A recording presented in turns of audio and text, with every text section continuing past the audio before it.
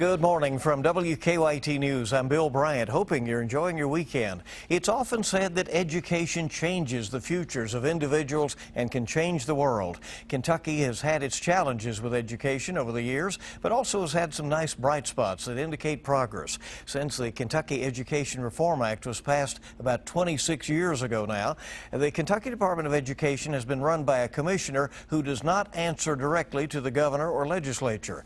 Dr. Stephen Pruitt is the new commissioner. He's been on the job a few months after starting in October. As he plans for the future, he's also learning the ropes in Frankfort. So what are his goals? Where does the commissioner stand on some important issues like Common Core and charter schools?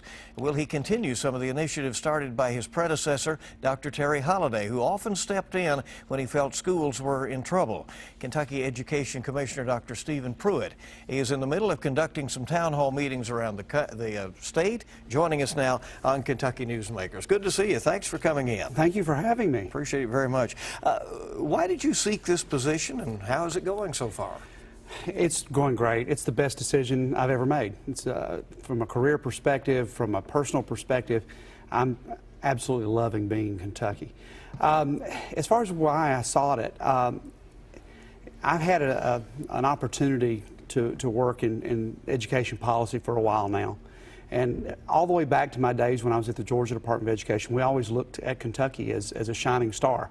And with all the commitment and all the progressive movements that have happened across the years. And then I had an opportunity when I was working at the national level to really see how Kentucky, at key moments in history, kind of come together to ensure that they find a way to make lives better for their children. So when the opportunity came around and I had a few people very kindly offer my name up from here in Kentucky to be the new commissioner, how could I say no? Is it a good thing in your view that, that education is at least slightly removed from the direct politics of Frankfort? You're not appointed by the governor. You take some guidance from the legislature, but overall, education at the Kentucky Department of Education is guided by the state school board. I think it is. I had an opportunity to work in an elected system, and I've watched all the systems happen over the last few years.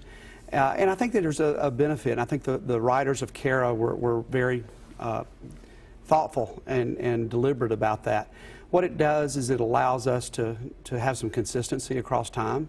It allows us to make decisions based on good research and not just on what is going to be best political medicine, so to speak. But having said all that, I'll also say that you can't completely be away from it. So my job is to be the expert in education in Kentucky.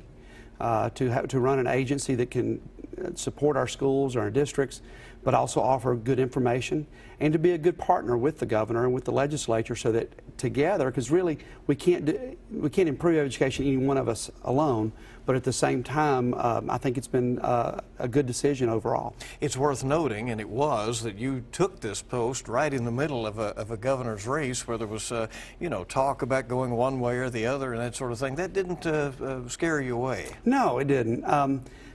You know, I've said before, I came here to work for Kentucky students, and however the election worked out was how it worked out. What are your key goals for your tenure as Commissioner of Education? You've talked about equity, achievement, integrity. Those are three things you've mentioned.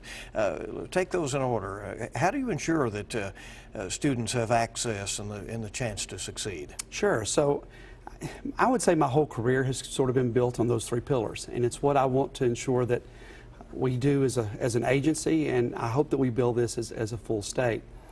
We have this incredible opportunity with the Every Student Succeeds Act to build a system here that really reflect Kentucky's values and how we evaluate our schools.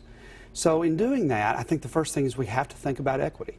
And equity is sort of one of those words that people love to throw around, but for me it's not a buzzword.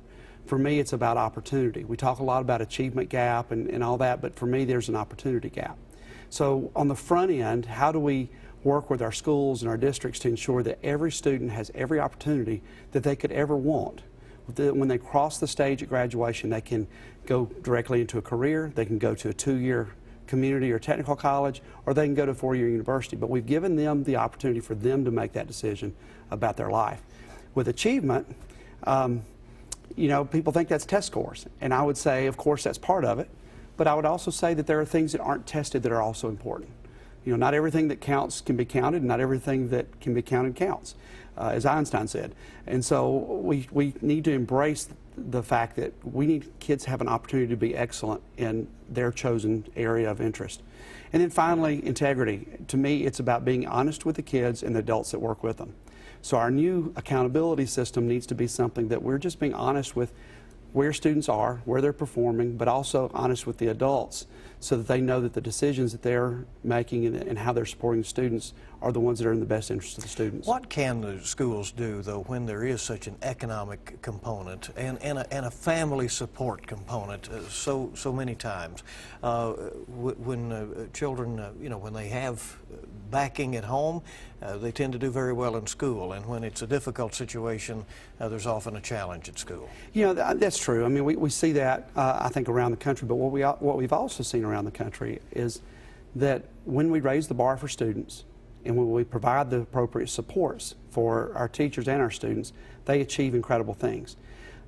Poverty, demographics, none of that can be an excuse. We have to believe that every kid can learn and can learn at high levels. I know that's a phrase taken from Kara back in the 90s, but it's true. And it's not something that people should just say lightly. But we've got schools here in Kentucky that have high poverty rates, but yet they also perform in the highest level of our accountability system. Well, why is that? Well, they've got great leadership, they've got great and committed teachers, and they've got a system in that district that really supports good learning. Do you find often that when that poverty cycle is broken, that one time, that generation breaks it, that family tends to not go back? I think so. I mean, I'm very lucky. My dad was the first person in his family to actually go to college and graduate. And for me and my brother, there was never a question about that education was important. And it wasn't even a matter of expectations of going to college. It was expectations. You're going to go to school, you're going to do well, and then you can choose what you want to do. And I think that, he came from, his family was a copper miner in in southern Tennessee.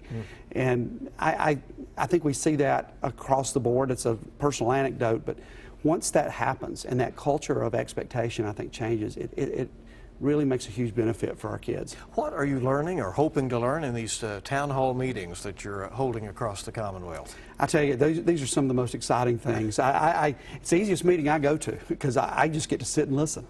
What we really want to find out from Kentuckians is what do they value in their school system. We use the term accountability and all that a lot, but really what we want to know is what should our schools have responsibility for? And to do that, we need to think about what Kentuckians value. Well, since 1965, when the original Elementary and Secondary Education Act was enacted, the feds have sort of told us this is what we think you should be doing in accountability. And accountability is important, but it should also be something that reflects the values of the state. And with ESSA, the Every Student Succeeds Act, we get to make that decision. So what's great about these meetings are we have people who are coming to us and they're telling us this is what we value in our schools. This is how we should measure school success. And we're hearing so many great things, and what I love about it most is it's all about kids. The things we're hearing, they're not talking about what adults do and the decisions adults make. They're talking about how do we make sure that children are successful. And that's just exciting. How difficult is it to deal with the fact, though, that assessments are always changing? There are, as you have mentioned, rules that come down from Washington. Every few years there is some political mandate within the state that there be some changes made. How do you deal with all of that? And then obviously the local districts want to have a lot of control. Of course. And in local district control, I think is critical because they do know their kids better than I do. I also think that's why I've got to be out of Frankfort as much as possible and be so these town halls are a part of that. It does make it a real challenge, and I think that's been one thing that we've seen in Kentucky that over the last several years, that while there's been a lot of great things happen, it also has been tough on our districts because the accountability system has had little tweaks and changes, and in some cases big changes. And I think what I hope that we can accomplish here is that in working together with our shareholders out in the state and in working with our legislature and the governor, that we can actually come up with a system that we can hold constant for a few years so that we can really get some good data so that people can feel comfortable about what they're being measured on.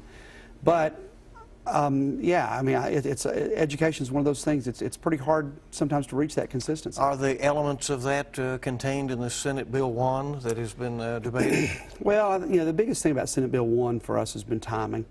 There are some things that would make some pretty drastic changes in how things are done.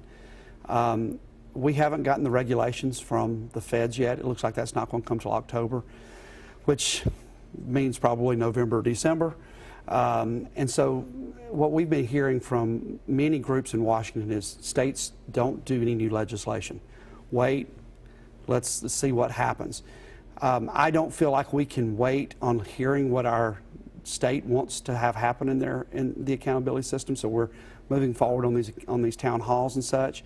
But yeah, I think that was one of the concerns, is that there were things in that bill that could possibly have been contrary to what was with feds. Kentucky, as you probably know, for a while did have two accountability systems, one for state and one for federal, and that just creates havoc in the districts. They need to know what their target is. They need to know what they're shooting for.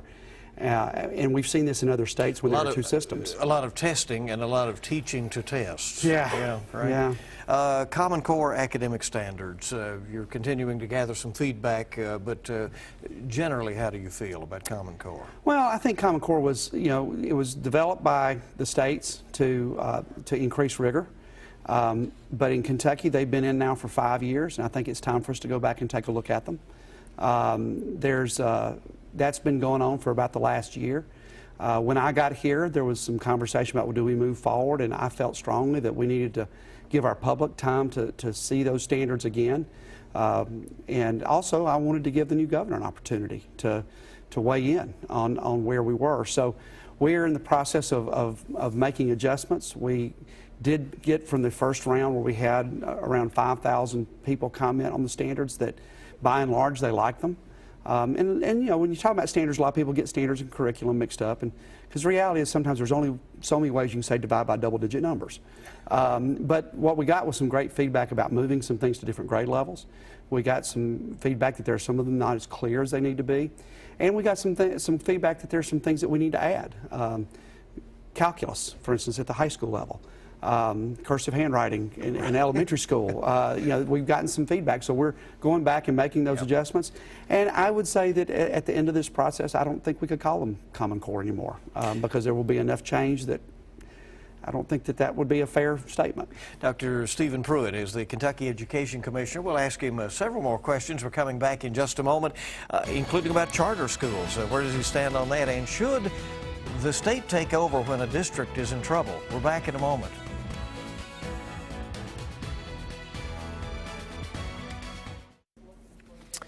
Welcome back. Good to have you along here on WKYT for Kentucky Newsmakers. We're continuing to visit with Kentucky's Education Commissioner, Dr. Stephen Pruitt, who has been on the job since October.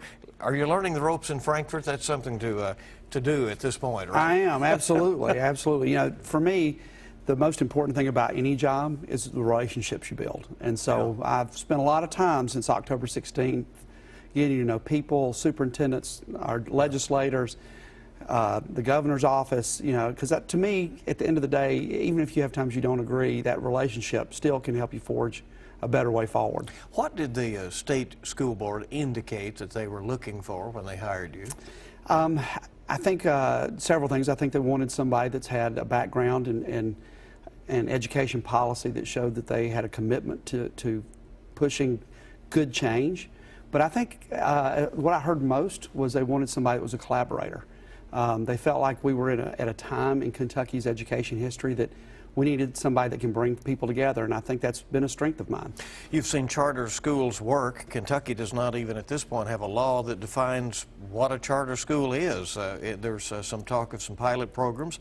The Kentucky Education Association strongly opposes charters. Do you favor moving forward? You know, the way I feel about it is I worked very closely with charter schools when I was at the Georgia Department of Education, so I've seen things work very well and I've seen things work not so well. For me, I think it's a decision that as Kentuckians we need to decide if it's the way forward. There's arguments on one side that we sort of already have them, we just don't call them that. And then there's the issue that we have some districts that in schools that really, really are suffering, and maybe we need a new way to do school. For me, I'm willing to go forward on either way. I believe that there are opportunities with charters that maybe are not there in a traditional school, but I also believe that there are some very specific things that need to be done around charters. Just putting the word charter on a school doesn't automatically make it better. It's not a panacea. But when you look at things, especially around thinking about exchanging flexibility for accountability, what I've seen is there's been some pretty powerful ways to make differences for kids. We have a number of independent districts in the state. We have a lot of large merged county systems as well. Do you come from any standpoint that says one is better than the other? I don't. To me, I think there's one of the things you have to, I think, always recognize is culture. And if you really want to get people mad, start talking about closing a school. And that's not to say that you should never have that conversation. Obviously, if there's fiscal reasons, even logistical or dynamic reasons. I actually graduated from high school in what would be the equivalent of an independent school here. There was always talk about combining with the county school, but it just never would have happened, and still hasn't happened to this day.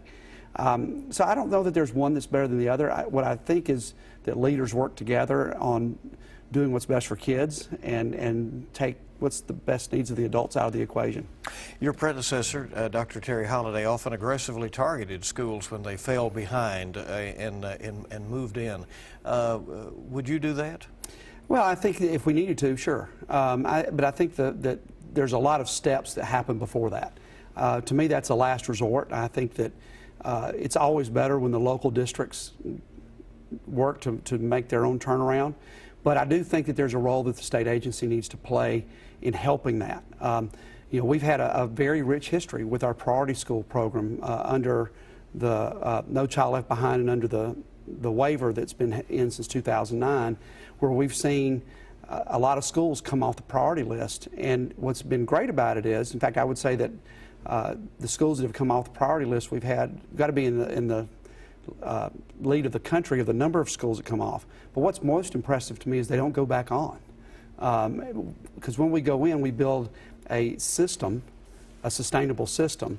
So it's not about just going in and saying, you know, you got to do this different. It's actually about going in and putting these processes and structures in place that they just do school right for kids. And not to say that they still don't need to improve, but at the same time, we don't see them revert either.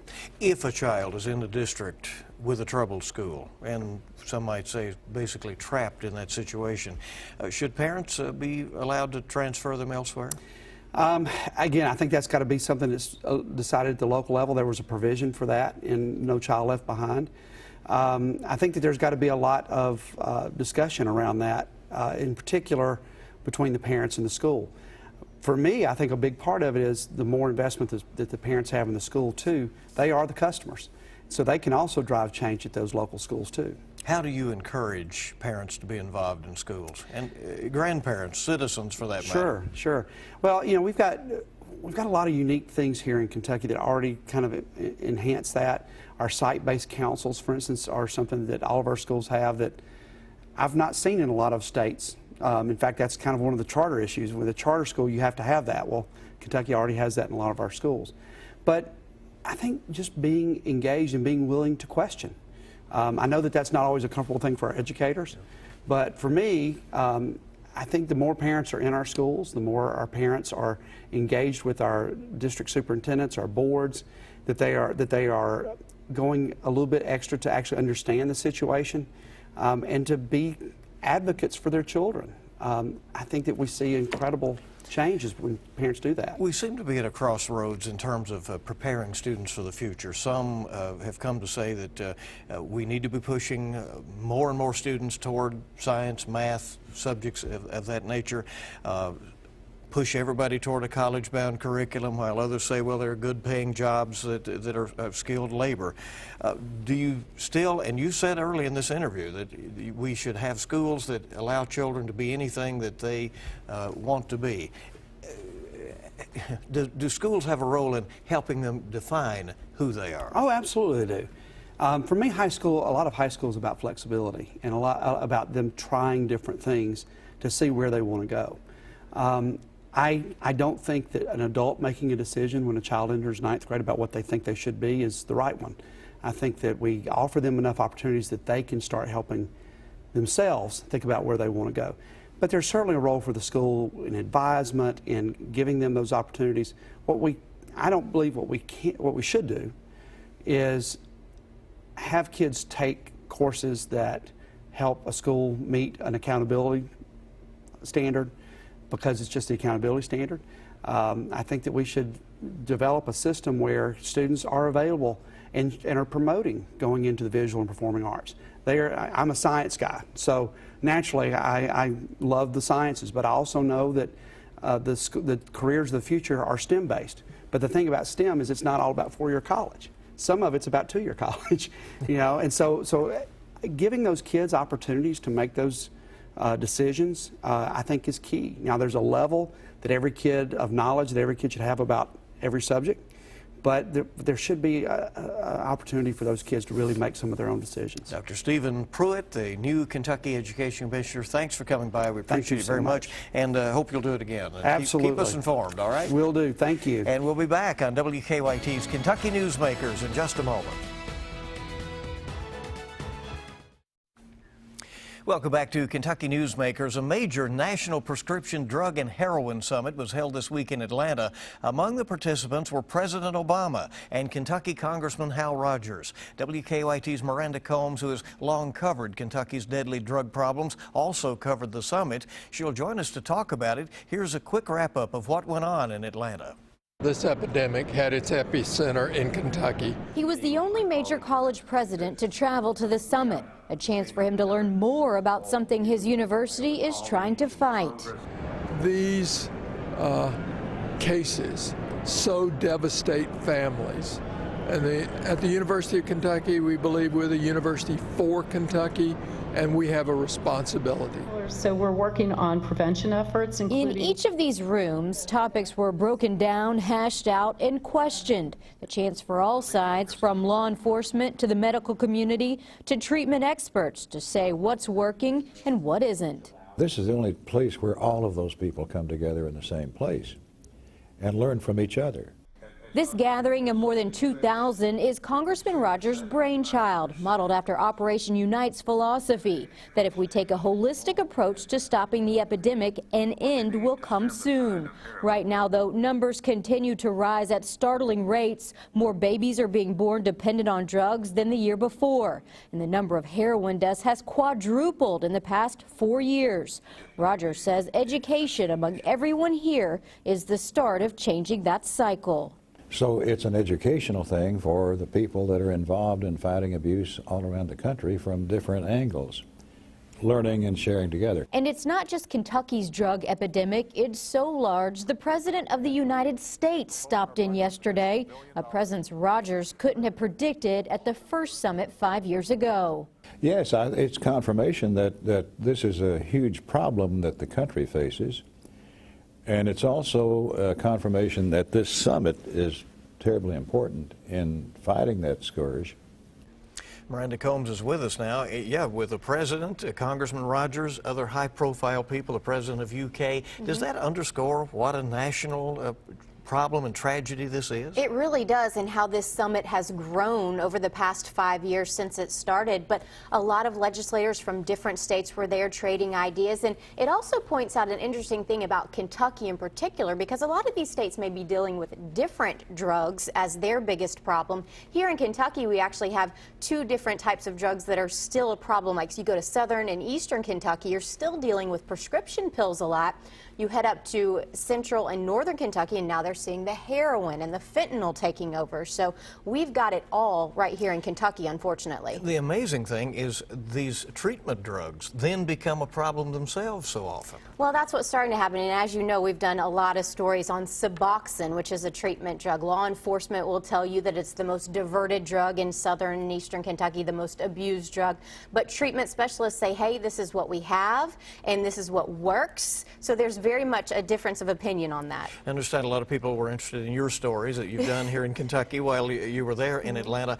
But is everybody on the same page about how to approach this? And when we go back to Suboxone, I went to a lot of the breakout sessions on Suboxone because, of course, that's important to our viewers here. And that was one thing that was interesting. I talked to a treatment specialist out of northern Kentucky. When we talk about babies being born dependent on drugs, a lot of times mothers will take Suboxone or Subutex, which is an offset of that, during the pregnancy. And she said babies whose mothers take that aren't addicted when they are born. But then I talked to the doctor at UK who's over the NICU department, and she said absolutely they are. So it was so startling to see that they aren't on the same page in what works best for everybody. Congressman Rogers talks about a holistic approach to this problem.